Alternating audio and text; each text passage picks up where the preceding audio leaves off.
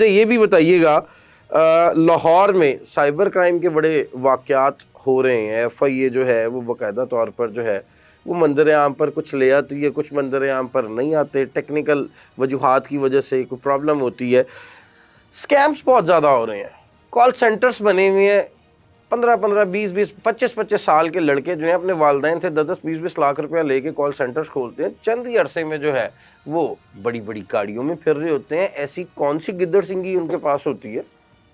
Call centre کے حوالے سے یا دوسرے سائبر کرائمز کی وارداتیں ہیں، اس کے حوالے سے میں آپ کو بتاؤں کہ کال سینٹرز میں پیسہ بہت زیادہ ہے، وہاں دھوکہ پر دے کر ہے یا ایمانداری سے؟ یہ ہمارے ناظرین کو بتائیے گا۔ ایمانداری کی کوئی اس میں بات نہیں ہے۔ آپ یہ دیکھیں گے کال سینٹر جو آپ کے کام کر رہے ہیں، آپ کسی کو پکڑ کے ان سے انٹروگیٹ کر لیں، وہ آپ کو سارے طوطے کی طرح فر بتا دیں گے کہ پیسے کس طرح سے آتے ہیں۔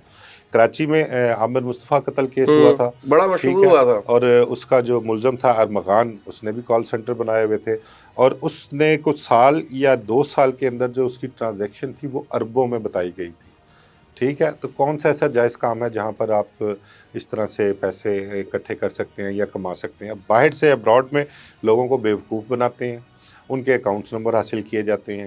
کیا اس کا فائدہ ایف آئی اے اٹھاتی ہے کہ اگر ریٹس کر کے لاتی ہے تو آپ سمجھتے ہیں کہ ایف آئی اے کے ساتھ ان کی کوئی کوئی ڈیل ہو بھی جاتی ہے؟ کام جو ہے وہ کسی ادارے کی مرضی کے بغیر خلاف؟ نہیں بڑی ہو بات سکتا۔ کی ہے جی، کوئی بھی بڑی بات کی۔ پیڈ کرائم جس کو کہہ لینا سوشل کرائم، اس میں آپ جوا لے لیں، منشیات لے لیں، آپ یہ جسم فروشی لے لیں، آپ پھر اس کے بعد یہ جو سکیمز ہیں، یہ کال سینٹرز ہیں، یہ کوئی بھی جتنے بھی کام ہیں یہ کسی ادارے کی مرضی کے بغیر مستقل طور پر نہیں ہو سکتے۔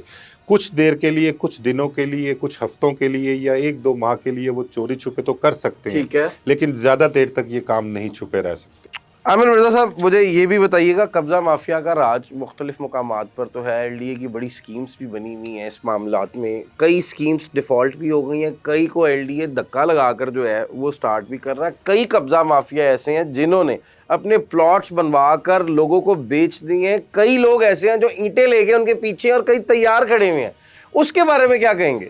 ہماری جو ایل ڈی اے کی سکیمز ہیں نا، وہ موسٹلی ایل ڈی اے سے اپرووڈ ہی نہیں ہیں، ٹھیک ہے، ٹھیک ہے۔ وہ صرف اپنا ایک منجن بیچنے کے لیے، اپنا سودا بیچنے کے لیے ایل ڈی اے سے کچھ ایک آدھا جھوٹا سچا لیٹر ایل ڈی اے کی اور ملی کروڑوں بھگت روپے سے کے لے مالک لیتے ہیں، بن جاتے ہیں۔ اور وہ لیٹر دکھا کر، اب تصدیق تو ہر کسی نے نہیں کرنی جا کے ایل ڈی اے سے، وہ دکھا کے جی L D A approved, L D A approved, L D A approved.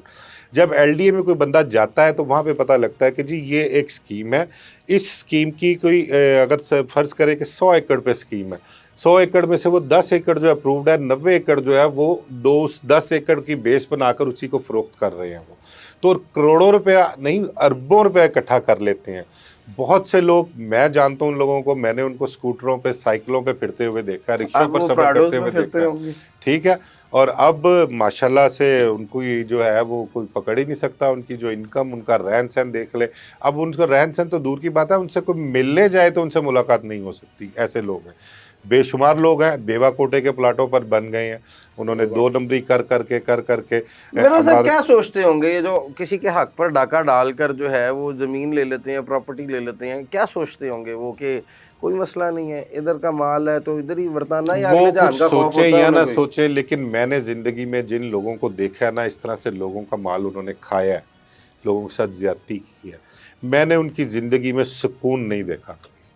سارا کچھ یہیں پر رہ جانا ہے۔ بڑے بڑے امیر، بڑے بڑے لوگ جو لوگوں کو لوٹ کر اکٹھا کر کے کہ شاید ساری زندگی ہم نے کبھی مرنا نہیں ہے، ہم نے آب حیات پی لیا ہے، وہ بھی سارا کچھ یہیں پر چھوڑ کے چلے گئے ہیں۔ رات کو وہ اپنی نیند نہیں سوتے، رات کو سونے کے لیے انہیں اتنی گولیاں کھانی پڑتی ہیں۔ دنیا کھانے کہتی ہے، پینے کا آپ کو بتاؤں کہ وہ اپنی مرضی سے، اپنی خواہش کے مطابق کھانا نہیں کھا اللہ سکتے رحم کرے جی۔ جو اللہ تعالیٰ نے نعمتیں